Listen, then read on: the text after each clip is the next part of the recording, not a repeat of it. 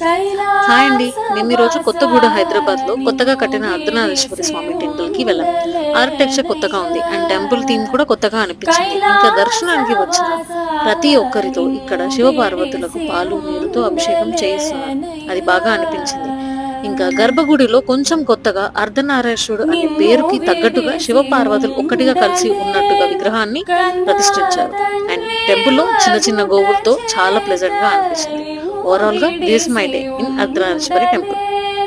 కన్నా తండ్రి వగుట చేత ఎన్నబో